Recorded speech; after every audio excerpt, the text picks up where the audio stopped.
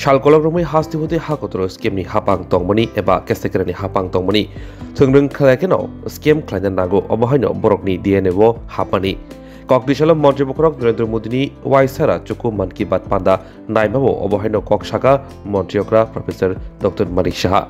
Kokdishalanka 2024 English Bishikatalni Puila Paithak Shal Kokdishalni Manki Bat Pandaho Juda Kok Shamani Montebukrok Narendra Modi সরকার নিসিমি চেঙ্গাই বাস কাংশালা বাবা হাইকে হিমনানি অবরণতি road map লিখা মন্ত্রী বখরক Narendra Modi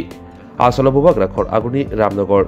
constituency by খবজাক রঞ্জিত নগর মান কি Baat পান্দাখানাকা মন্ত্রীয়করা professor doctor মানিক শাহ লগে মাজাকা Agartala পৌরনিগনি mayor Dipak Majumdar খবই জুতা বদনি আদম rock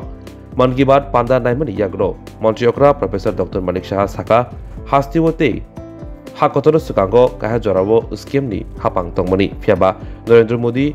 Paimani Yaglo Taboluko Hamgani Hapang Klaisdagi Tongo Shamong Klaisdagi Tongo Bar Hakotoni Montebukrok Narendra Modi Shagno Chukidar Hine Shinimogri Witongo Tabok Aboni Bogino Kahamke Hapang Tangi Tongo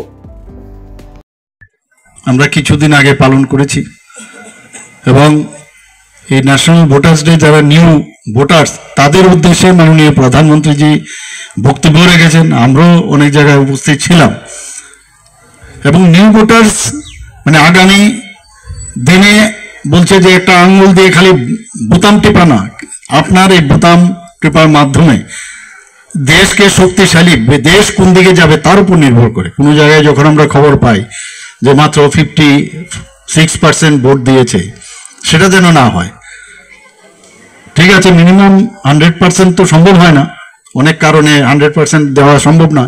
কিন্তু তার মাত্রাটা যেন উপরের দিকে থাকে সেই কারণেই যারা নতুন ভোটার তাদের কাছে বলছে উনি আবেদন রেখেছেন যে দেশকে কারণ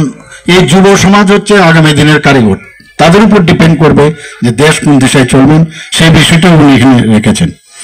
আমরা আজকের দিনে লালা রাজপথ রায়ের কথা উনি আমাদের শুনিয়েছেন এবং সত্যি এটাও কিন্তু আমরা অনেক সময় ভুলে যাই আমরা এই বিষয়ে তো উনি সেই কথাটাও আমাদের সামনে রেখেছেন এবং যে স্পোর্টস টুর্নামেন্ট খেলো ভারত সেটাও উনি আমাদের সামনে রেখেছেন বারবার বলছেন যদি আমরা খেলার দিক দিয়ে যদি আমরা খেলো ত্রিপুরাও আমরা এখানে শুরু করেছি খেলার দিক দিয়ে আমরা অনেক জায়গায় ত্রিপুরাতে এখন সিনথেটিক ট্র্যাক থেকে আরম্ভ করে সিনথেটিক ফুটবল গ্রাউন্ড এবং সুইমিং পুল ইত্যাদি আমরাও চেষ্টা করছি খেলো ত্রিপুরা খেলো ভারত তো প্রধানমন্ত্রীজি মানে সর্বাঙ্গীন ডেভেলপমেন্টের বিষয়টা আমাদের সামনে রেখেছেন আমাদের আগামীকাল আমার একটু বাইরে যাওয়ার কথা ছিল কিন্তু মাননীয় প্রধানমন্ত্রীজির অফিস থেকে যখন খবর এলো যে আগামীকাল উনি परीक्षा पे चर्चा या कार्यक्रम রাখবেন তো মুখ্যমন্ত্রীকে নির্দেশ দিয়েছেন যেন কোনো একটা জায়গায় আমি থাকি তো আগামী দিন এখানে আমি একটা স্কুলে থাকবো তো দেখুন মানে কত সেনসিটিভ আমাদের প্রধানমন্ত্রীজি যে তাদের যেতে টেনশন স্ট্রেসের মধ্যে আমরা জানি আমরা সবাই পরীক্ষা দিয়েছি কি অবস্থা থাকে পরীক্ষার সময় যে স্ট্রেস রিলিফ বা রিলিজ করার যে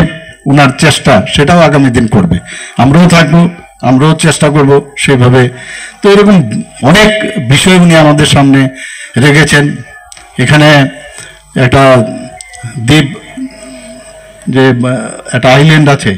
সেখানেও উনি বিচ টুর্নামেন্ট বিভিন্ন ধরনের খেলা সেখানে সেই বিষয়গুলো উনি রেখেছেন তো এইগুলো দেখে না আমাদের মনে হয় আমরাও কেন না এই ধরনের একটা ইনোভেটিভ যে আইডিয়া আমরাও সেটা শুরু করতে পারি অনেক কিছু জানলাম শিখলাম এবং 2024-এর প্রথম রবিবার ওনার এই মন কি বাত অনুষ্ঠান সেটা শুরু করলো এবং আগামী দিনও বলছেন যে ফেব্রুয়ারির লাস্ট রবিবারে উনি আবার মন কি বাতের কথা বলবেন এবং সেখানে উনি বলছেন যে আমাদের আগামী দিন কি করা উচিত আমাদের কি কর্তব্য সেই বিষয়গুলো বিভিন্ন জায়গা থেকে বিভিন্ন উদাহরণ নিয়ে উনি আমাদের সামনে রাখবেন এখানে অনেকক্ষণ ধরে আপনারা বসেছেন আমরা সবাই মিলে দেখলাম এবং মোদিজি যে গ্যারান্টি আমাদের দিচ্ছেন সবসময় গ্যারান্টির কথা বলেন মানে मैं चौकीदार हूं, ভাবুন তো, मैं চৌকিদার মানে ট্রান্সপারেন্সির যে বিষয়, সরকারকে সবসময় মানে আমরা এতদিন ধরে দেখতাম স্ক্যামের সরকার, কেন্দ্রেও দেখেছি, আমাদের সরকার এখানেও দেখতাম স্ক্যাম, মানে রাজনীতি করলে স্ক্যাম করতে হবে, এটা যেন একটা মানে ডিএনএ এর মধ্যে আমাদের ঢুকে গেছে। সেই জায়গায় প্রধানমন্ত্রী যে 2014-তে আসার পর মানে রাজনীতির পরিভাষায় পাল্টিয়ে দিলেন এবং প্রতিটা লোকের এত কিছু বেনিফিশিয়ারি স্কিম উনি করেছেন, আমাদের ত্রিপুরা সরকারও সেভাবে বেনিফিশিয়ারি স্কিম করেছেন এবং আমরা চেষ্টা করেছি প্রতি ঘরে সুশাসন। গত 2022-এর উনার জন্মদিনে 17 সেপ্টেম্বর আমরা শুরু করেছিলাম এবং 26-এ আমাদের 25শে ডিসেম্বর আরেকজন প্রধানমন্ত্রীর জন্মদিন এবং সেটাকে সুশাসন দিবস বলে, তো প্রতি ঘরে সুশাসন এবং 25শে ডিসেম্বর অটল বিহারী বাজপেয়ীজির জন্মদিনে আমরা সেটা সমাপন করি। সেটা আবার 2.0 এবার স্টার্ট করলাম এবং প্রধানমন্ত্রী বিকশিত ভারত সংকল্প যাত্রার যে উনি অভিযান শুরু করেছেন, একসাথে সেটা চলছে এবং প্রতিটা বাড়িতে যে এই সরকার মানে সরকারের কাছে আসতে হবে না, সরকার মানুষের বাড়িতে যাবে এবং যত বেনিফিশিয়ারি স্কিমগুলো আছে তাদের প্রতিটা ঘরে ঘরে পৌঁছানোর, মেলার মাধ্যমে বিভিন্ন বিসি, জিপি এবং সাব ডিভিশনাল স্তরে এবং মিউনিসিপ্যালিটি স্তরে, নগর পঞ্চায়েত এবং কর্পোরেশনের সব জায়গায় জায়গায় এই বিকশিত ভারতের যে মোদিজির যে গ্যারান্টি গাড়ি, সেটাও কিন্তু এখন ঘুরে বেড়াচ্ছে সব জায়গায়। তো সব মিলিয়ে আমরা মানুষের জন্য মোদিজি বলেন যে কাজ করতে হবে, আমরাও সেই দিশায় কাজ করছি। এখানে আর আমি কিছু বললাম না, এই 2-4টে কথা